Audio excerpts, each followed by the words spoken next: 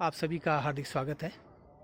मैं आज प्रजापिता ब्रह्मा कुमारी ईश्वरी विश्वविद्यालय के अंतर्राष्ट्रीय मुख्यालय शांतिवन में हूँ और आज मेरे सम्मुख हैं हमारे बहुत ही अग्रज और आदरणीय रिटायर्ड कर्नल साहब मिस्टर BC सतीश जी। आप प्रजापिता ब्रह्मा कुमारी ईश्वरी विश्वविद्यालयों से लगभग 40 वर्ष से संलग्न हैं। आपने बाल्यकाल से ही राजयोग का अभ्यास प्रारंभ किया और सेना में भी आपने इस शिक्षा का बहुत ही यूज़ किया और साथ में आप गढ़वाल रेजिमेंट से रिटायर्ड हैं कर्नल साहब के पद से। तो मैं आपको भाई साहब करके संबोधित कर रहा हूं क्योंकि हम यहाँ पर एक आत्मिक विश्वविद्यालय में हैं और आप मेरे वैसे भी अग्रज बड़े भाई साहब हैं। तो भाई साहब आपका स्वागत है, आपका अभिनंदन है। धन्यवाद। सबसे पहले तो मैं आपके इस फरिश्ता रूप का और आपकी दिव्य व्यक्तित्व का बहुत ही प्रशंसक हूँ। तो मैं सबसे पहले तो ये जानना चाहता हूँ, आप अपना सूक्ष्म परिचय ज़रूर पहले मेरे सभी जानने वालों को दीजिएगा प्लीज़। ओम शांति। मेरा जो परिवार है, मेरा जो जन्म है वो रानीखेत चुबटिया और ज़िला अल्मोड़ा में हुआ है और मेरे पिताजी नौसेना में थे। मेरी प्रारंभिक पढ़ाई जो है वो बाहर कोचिन, बॉम्बे, गोवा में हुई। उसके बाद रानीखेत और लखनऊ से पढ़ाई पूरी की। इसी बीच 1983 में जब मैं 18 वर्ष की आयु में था तो मुझे ब्रह्मा कुमारी से परिचय हुआ और मैंने राजयोग को सीखने का अभ्यास किया। तो मैंने अपने जीवन में और अपनी बुद्धि कौशल के विकास में बड़ा परिवर्तन देखा।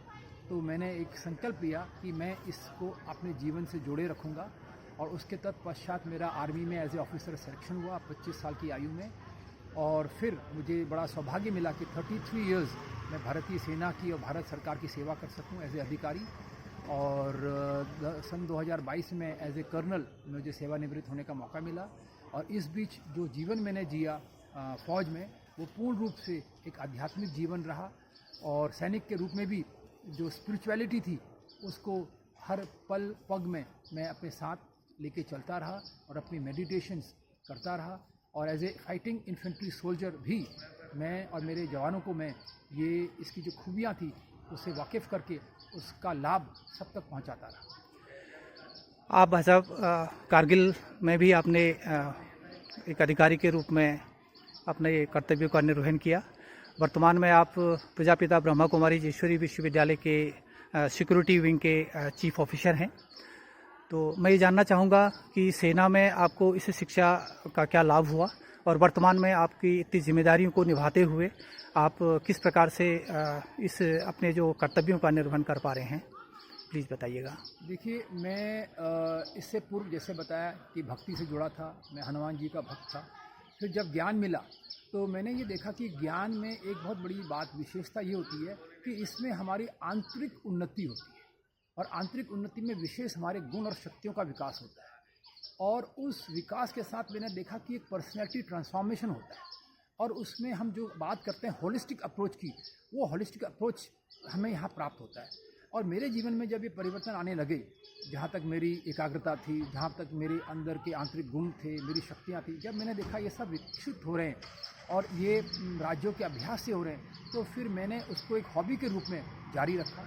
और मैंने देखा कि फ़ौज में रहते हुए मुझे फ़ौज ने कई सारी इम्पोर्टेंट जवाबदारियाँ दी, जिसमें लाइन ऑफ कंट्रोल कारगिल पे 17,000 फीट की ऊंचाई पे मुझे ठीक पाकिस्तान के सामने बिठाया गया था, जहाँ जब हम शुरू में गए तो हालात बिल्कुल तूफ़ानी थे, टोटल फायरिंग थी।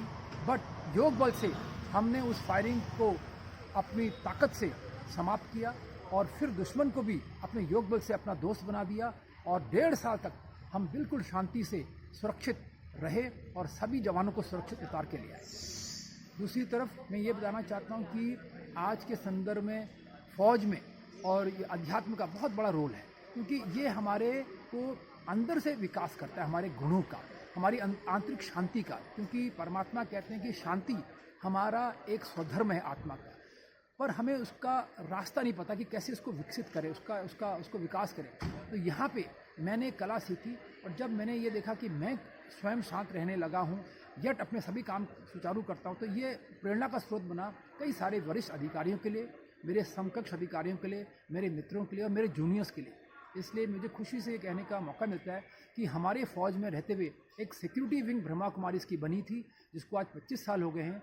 और आज शायद ही भारत की कोई ऐसी फोर्स रह गई है जिसकी सेवा हमने ना की हो। और वर्तमान में जो हमारे तीनों सेनाओं के प्रमुख हैं वो सब हमसे जुड़े हुए हैं।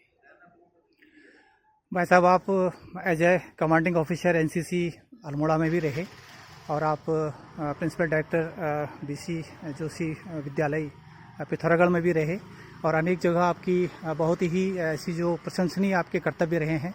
मैं खुद भी इसको अपने लिए गौरव समझता हूँ, गौरव का अनुभव करता हूँ।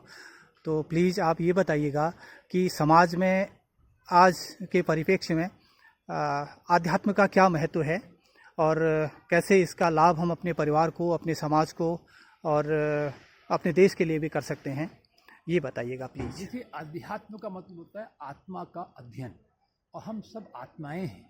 क्योंकि हमें ये अपने परिचय में इस चीज़ का शायद कहीं पे चूक हो गई है, क्योंकि शायद ये चीज़ है ना छूट गई थी हमारे विद्या से। तो अब जब परमात्मा आते हैं वो हमें सबसे पहली विद्या यही देते हैं कि बच्चों, तुम सब आत्माएं हो इस शरीर में, भ्रकुटी में आपका निवास है। इसके साथ ही आत्मा के जो गुण हैं, जो शक्तियाँ, उनका विकास होता है, जहाँ हम इस चीज़ को लेते हैं। तो आध्यात्मिकता अपने आप में आज के संदर्भ में जो हालात विश्व के हैं, जो हालात हमारे देश के हैं, जो हालात हमारे समाज के हैं, जो हालात हमारे घरों में हैं, जो हालात हमारे हर जगह पर देखे जा रहे हैं, वो सब उन सब की तरफ से मैं ये कहना चाहता हूँ, अगर आज एक सॉल्यूशन किसी के पास है इनको समाधान करने का, तो वो अध्यात्म के पास है। क्योंकि अध्यात्म में हम सीधे परमात्मा से जुड़ते हैं, हम सीधे अपने से जुड़ते हैं, और ये दोनों शक्तियाँ जब जुड़ जाती हैं तो सब समस्याओं का समाधान निकल आता है। तो मैं अंत में ये कहना चाहता हूँ कि अध्यात्म आज कुछ भी कहो एक अनिवार्य विषय बन चुका है हम सब की ज़िंदगी का। हम सिर्फ इसको समझें और सरलता और खुशी से इसको एक्सेप्ट करते हुए अपना रोज स्वयं का अध्ययन, स्वयं का मनन करें और परमात्मा से जुड़ के अपने गुणों और शक्तियों का विकास करें। निश्चित रूप से खुशी से बढ़कर कोई चीज़ नहीं है, और किसी भी कार्य को जब हम खुश रहकर करते हैं तो उसमें निश्चित रूप से अपने उद्देश्य हमारे सफल होते हैं। चूँकि मैं शिक्षा विभाग से संलग्न हूँ, तो प्लीज़ हमें ये बताइएगा कि हमारे जो अध्ययनरत छात्र छात्राएं हैं उनको किस प्रकार से अपने जीवन में अनुशासन और नैतिकता के साथ साथ अपने जो लक्ष्य को है वो कैसे उसको साध सकते हैं, इस विषय में कुछ आप अपनी राय दीजिएगा। देखिए, जब मैंने इस राज्यों का अभ्यास शुरू किया तो मेरी आयु मात्र 18 साल की थी। मैं बीएससी फाइनल ईयर लखनऊ विश्वविद्यालय में था। मेरी पढ़ाई में ज़्यादा रुचि नहीं होती थी, मैं पढ़ाई ठीक से फोकस नहीं कर पाता था। पर जैसे ही राज्यों का अभ्यास शुरू हुआ, जो मैं एक छात्र के रूप में 2 घंटे नहीं पढ़ सकता था, मैंने धीरे धीरे 2, 4, 6, 8, 10, 12 और 14 घंटे बिना उठे पढ़ना शुरू कर दिया। और वो कड़ी मेहनत ने ही मुझे आर्मी में एक अधिकारी के रूप में चयनित होने का मौका दिया। तो मैं ये कहना चाहता हूँ कि अध्यात्म आज के छात्रों के लिए विशेष रूप से अपनी फोकस अर्थात एकाग्रता को बढ़ाने का सबसे सहज और सरल साधन है। और दूसरी तरफ जो आज हम वैल्यूज़ और वर्च्यूज़ की बात कर रहे हैं, वो अगर हम अपने जीवन में लाना चाहते हैं जिससे हमारी पर्सनैलिटी डेवलपमेंट कंप्लीट हो जाती है, वो भी अगर कोई मार्ग है सरल और सहज, तो वो अध्यात्म है। तो मैं आज के युवा और युवक को यही कहना चाहता हूँ, बहुत युवक और युवतियों से, कि आपके लिए अध्यात्म परमात्मा की एक बहुत बड़ी देन है, बहुत बड़ी गिफ्ट है। इसको प्लीज़ समझें, अपने फोकस को ठीक करें, अपने लाइन को ठीक करें, अपने दिशा को ठीक करें, तो आपके लाइफ में बैलेंस आएगा और ये बैलेंस आपको जीवन में सफल बनाएगा। बहुत आभार भाई साहब आपका। आपके मुखार बिंदु से बहुत सूक्ष्म रूप से आपने गागर में सागर भर दिया, इसके लिए मैं बहुत ही गदगद हूँ और आपका तहे दिल आभार प्रकट करना चाहता हूँ। और आप एक बार हाथ हिला के सभी इस वीडियो को देखने वालों को शुभकामनाएं प्रदान कीजिएगा। धन्यवाद। ओम शांति। धन्यवाद।